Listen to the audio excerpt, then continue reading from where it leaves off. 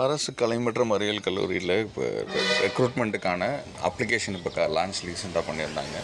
So இதில் பார்த்திங்கன்னா நிறைய பேருக்கு நிறைய டவுட்டு. அந்த டவுட்டில் நிறைய விஷயங்கள் வந்து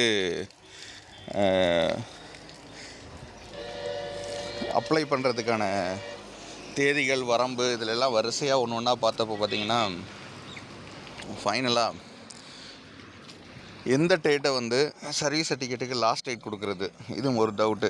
அதே மாதிரி வந்து இன்னும் அப்ளிகேஷனுக்கு உள்ளே போகும்போது இன்னும் நிறைய டவுட்லாம் வருது.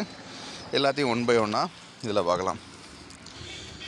ஆன்லைன் அப்ளிகேஷன் ஆர்ட்ஸ் டிஆர்பி இது போடும்போது பார்த்திங்கன்னா நோட்டிஃபிகேஷனில் டீச்சிங் எக்ஸ்பீரியன்ஸ் அப்படின்னு போட்டுருக்காங்க. As on the date of notification வந்தது 16/10/2025 அன்று மாலை தான் வந்துச்சு. அது மாதிரி எல்லாரோட டேட் ஆஃப் பர்த்துக்கும் பார்த்திங்கன்னா 1/7/2025 தான் மென்ஷன் பண்ணியிருப்பாங்க.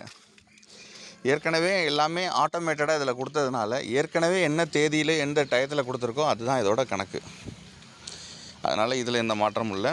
அதனால் teaching experience end of the day பார்த்திங்கன்னா ஆஸ் ஆன் டேட் நோட்டிஃபிகேஷன் அப்படின்னு சொல்லிட்டு கொடுத்துருக்காங்க. நோட்டிஃபிகேஷன் என்றைக்கு வந்துச்சோ அன்றைக்கி தான் வந்து அந்த தேதியோடு தான் நீங்கள் வந்து க்ளோஸ் பண்ணணும் உங்களோட சர்வீஸ் சர்டிஃபிகேட்டை. அதேமாரி பார்த்திங்கன்னா நோட்டிஃபிகேஷன் வந்தது வந்து 16/10/2025. நிறைய இடத்துல பார்த்திங்கன்னா ஆர்ஜிடி ஆஃபீஸில் பார்த்திங்கன்னா பழைய அப்ளை பண்ண சர்டிஃபிகேட்டை கொண்டு வந்து ஒரிஜினல் நீங்கள் ஒப்படைச்சாலே வந்து அந்த காலகட்டத்துக்கு அப்புறம் உள்ள காலகட்டத்துக்கு அக்யூட்டன்ஸு, பே ஸ்லிப்பு இதெல்லாம் கொடுத்தா போதும்னு சொல்லியிருக்காங்க. அதனால் உங்களோட உங்களோட நேரத்தை விரயம் செய்யாமல் அதை மட்டுமே நீங்கள் ஃபாலோ பண்ணிங்கன்னா உங்களுக்கு இது ரொம்ப ஈஸியாக போயிடும்.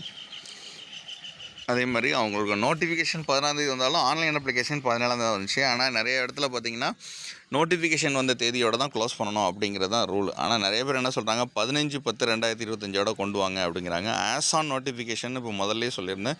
நோட்டிஃபிகேஷன் வந்தது 16 ஸோ அதனால் அந்த தேதியில் தான் க்ளோஸ் பண்ணணும். ஆன்லைன் அப்ளிகேஷன் தான் வந்து 17 வந்து ஓப்பன் ஆகிருக்கும்.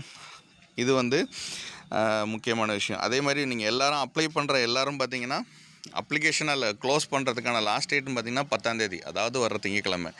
இது வரைக்கும் பார்த்திங்கன்னா ஒரு 35,000 40,000 பேர் வந்து 40,000 அப்ளிகேஷன்ஸ் வந்து உள்ளே வந்திருக்குதுங்கிறது தோராயமாக நம்ம கணக்கில் வச்சுக்கலாம்.